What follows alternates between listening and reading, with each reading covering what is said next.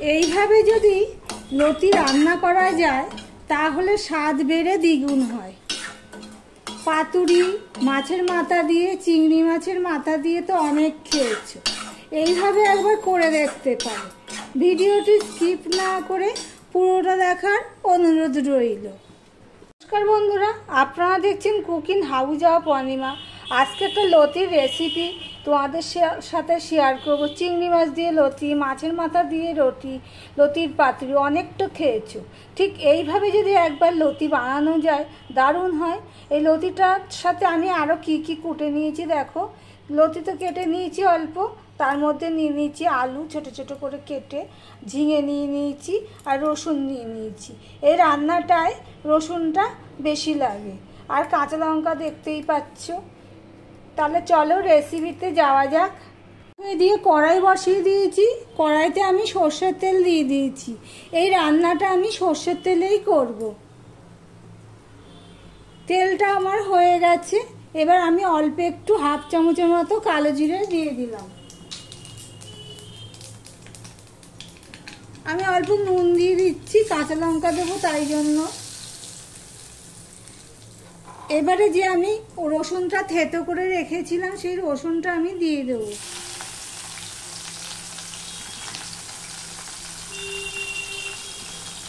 আর দিয়ে দিলাম এই কাঁচা পাকা লঙ্কাটা আমি দিয়ে দিলাম।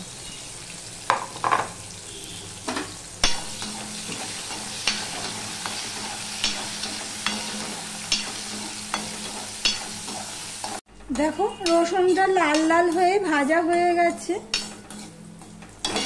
যারা লাইক করতে ভুলে গেছো ভিডিওটি দেখতে চট করে একটা লাইক করে দিও। এবারে দেখো এই আমি কেটে রাখা আলুগুলো দিয়ে দেবো। আলুগুলো ঠিক এইভাবে কেটেছি। প্লিজ একটা লাইক করে দিও, লাইক করলে ভিডিও করার এনার্জিটা বেড়ে যায়।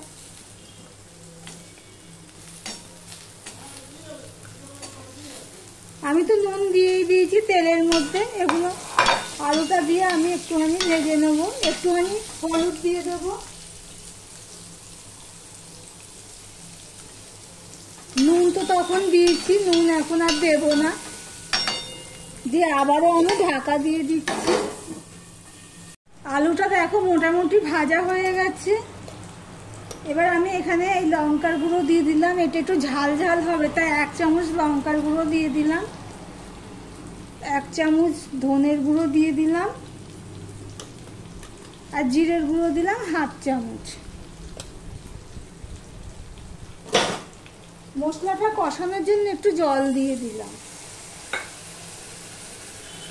আবারও বলছি, পাতুরি, লতির পাতুরি, লতি দিয়ে, মাছের মাথা দিয়ে, চিংড়ি মাছ দিয়ে লতি তো অনেক খেয়েছো, এইভাবে একবার ট্রাই করে দেখতে পারো।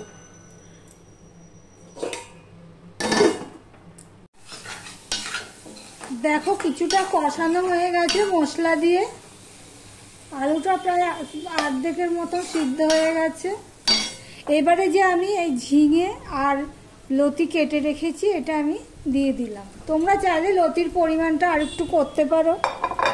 আমার এখানে লতির পরিমাণটা কম ছিল। এর আগের দিন একটা লতির রেসিপি করেছি ইলিশ মাছের মাথা দিয়ে, আর একটুখানি ছিল সেটা দিয়েই আমি এটা করলাম। তবে অল্প একটু লতি হলো এই রেসিপিটা করা যায়। এবার এটা দিয়ে আমি ভালো করে কষিয়ে নেব।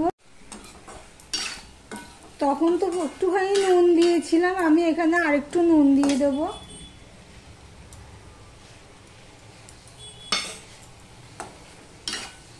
এইভাবে আমি ভালো করে কষিয়ে নেব। রসুন যারা পছন্দ করো তাদের কাছে এই রেসিপিটি খুব দারুণ লাগবে।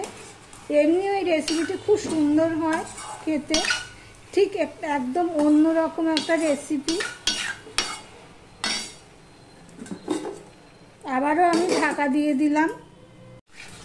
দেখো সম্পূর্ণটা কষানো হয়ে গেছে, একটু তেল তেলও হয়েছে। দেখেছো তেলের পরিমাণটা আমি একটু বেশি দিয়েছি। এই লতির এই তেল ঝাল হয় এই রেসিপিটা, তেল ঝাল রেসিপিও বলতে পারো। দেখো সমস্ত কিছু কষাতে কষাতেই সিদ্ধ হয়ে গেছে, ঝিঙের তো কোনো প্রশ্নই আসে না, আলু তারপরে লতি সবই সিদ্ধ হয়ে গেছে। এবার আমি এখানে একটু জল দিয়ে দিচ্ছি। দেখো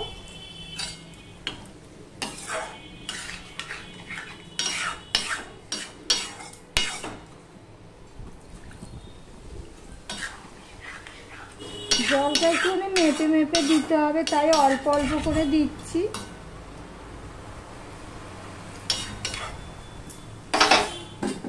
এবার ঢাকা দিয়ে আমি ফুটিয়ে নিচ্ছি।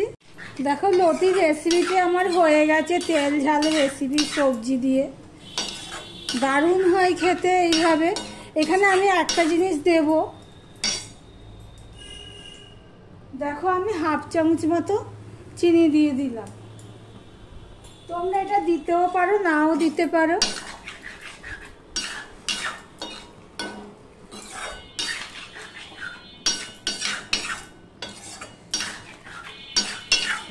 একটু মিশিয়ে নিয়ে ফুটিয়ে নেব, আর দেখাচ্ছি তোমাদের সামনে থেকে, একটা ডিশে নিয়ে দেখাচ্ছি তেল ঝাল লতির রেসিপি সবজি দিয়ে। কেমন হয়েছে কমেন্ট করে জানিও। ভিডিওটি আজকের মতো এখানেই শেষ করলাম।